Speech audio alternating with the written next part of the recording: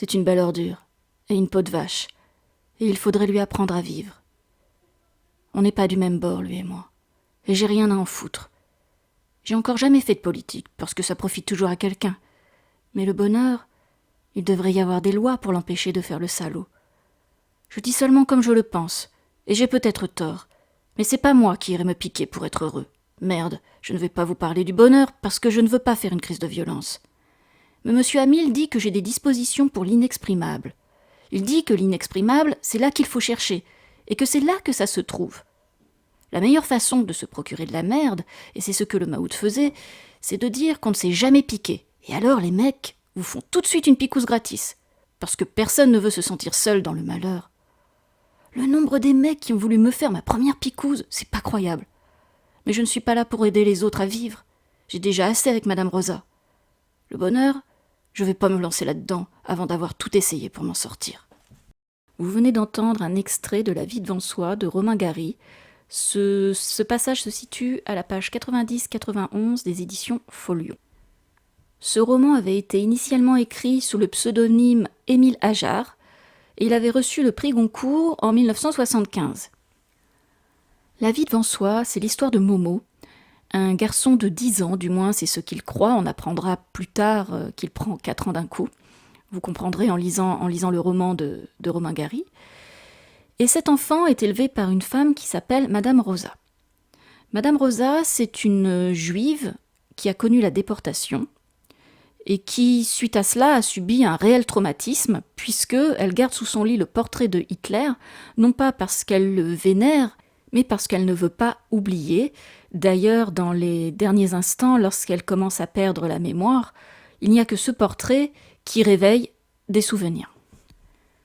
Donc Momo, qui est le diminutif de Mohamed, est le jeune garçon qui va s'occuper d'elle jusqu'au bout, jusqu'à la fin.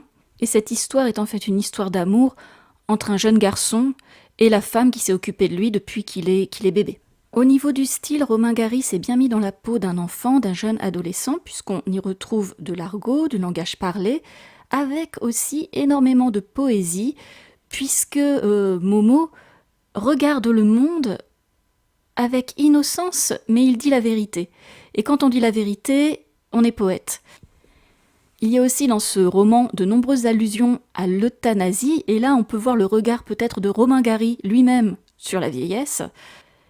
Et plutôt que d'utiliser le terme d'euthanasie, Momo utilise le terme d'avortement. Tout le monde savait dans le quartier qu'il n'était pas possible de se faire avorter à l'hôpital, même quand on était à la torture, et qu'ils étaient capables de vous faire vivre de force tant que vous étiez encore de la viande, et qu'on pouvait planter une aiguille dedans. La médecine doit avoir le dernier mot, et lutter jusqu'au bout pour empêcher que la volonté de Dieu soit faite. Les vieux ont la même valeur que tout le monde, même s'ils diminuent. Ils sentent comme vous et moi, et même ça les fait souffrir encore plus. Mais ils sont attaqués par la nature, qui peut être une belle salope et les faire crever à petit feu. Chez nous, c'est encore plus vache que dans la nature, car il est interdit d'avorter les vieux quand la nature les étouffe lentement.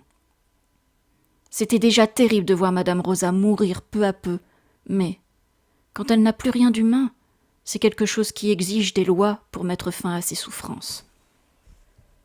La dernière phrase de cet extrait, qui exige des lois pour mettre fin à ses souffrances, ouvre un débat, toujours d'actualité, et on voit le point de vue de l'auteur lui-même sur la vieillesse et le droit de mourir décemment.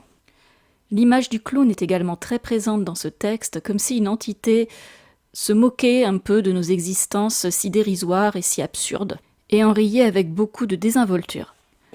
Ce roman a été écrit 5 ans avant le suicide de Romain Gary. On sent dans cette histoire que l'auteur est obsédé par la mort parce qu'elle est omniprésente dans ce texte, mais c'est un thème qui est abordé avec beaucoup d'innocence et de légèreté à travers le regard de Momo. Et pourtant, le titre du roman s'appelle « La vie devant soi ». Donc l'auteur est un peu ironique en donnant ce titre à son texte, et en même temps, malgré tout, il y a une sorte de vérité puisque la vie, en dépit des souffrances, prend toujours le dessus sur la mort, jusqu'au moment où ce n'est plus possible. Je me suis couchée par terre, et j'ai fermé les yeux, et j'ai fait des exercices pour mourir. Mais le ciment était froid, et j'avais peur d'attraper une maladie. Dans mon cas, je connais des mecs qui se kickent avec des tas de merde. Mais moi, la vie, je vais pas lui lécher le cul pour être heureux. Moi, la vie, je veux pas lui faire une beauté, je l'emmerde. On n'a rien l'un pour l'autre. Quand j'aurai la majorité légale, je vais peut-être faire le terroriste avec détournement d'avions et prise d'otages, comme à la télé. Pour exiger quelque chose, je ne sais pas encore quoi. Mais ça ne sera pas de la tarte. Le vrai truc, quoi. Pour l'instant, je ne saurais vous dire ce qu'il faut exiger, parce que je n'ai pas reçu de formation professionnelle. J'étais assis par terre, le cul sur le ciment, à détourner des avions et à prendre des otages qui sortaient les mains en l'air, et je me demandais ce que je ferais de l'argent, car on ne peut pas tout acheter. J'achèterais de l'immobilier pour Madame Rosa, pour qu'elle meure tranquillement, les pieds dans l'eau, avec une perruque neuve. J'enverrais les fils de pute et leurs mères dans les palaces de luxe à Nice, où ils seraient à l'abri de la vie, et pourraient devenir plus tard des chefs d'État en visite à Paris, ou des membres de la majorité qui expriment leur soutien, ou même des facteurs importants de la réussite. Je pourrais aller m'acheter une nouvelle télé, que j'ai repérée à la devanture. Je pensais à tout ça, mais j'avais tellement envie de faire des affaires. J'ai fait venir le clown bleu, et on s'est marré un moment ensemble. Puis, j'ai fait venir le clown blanc, et il s'est assis à côté de moi, et il m'a joué du silence sur son violon minuscule. J'avais envie de traverser et de rester avec eux pour toujours, mais je ne pouvais pas laisser Madame Rosa seule dans le merdier.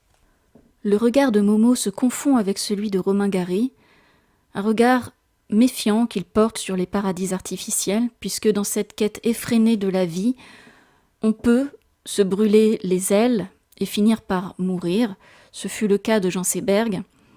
Dans ce texte, il y a énormément d'allusions à la drogue et une critique sous-jacente, presque amère, de ces âmes qui cherchent éperdument à vivre, mais se trompent finalement de destination.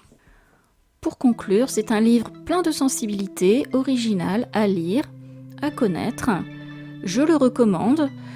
Et en le lisant, j'ai pensé au film Gilbert Grape, que j'avais vu il y a très très longtemps, puisque l'héroïne est obèse, tout comme Madame Rosa, mais c'est le poids d'un amour si grand, si léger, qu'il amène le héros à vivre sa vie devant soi.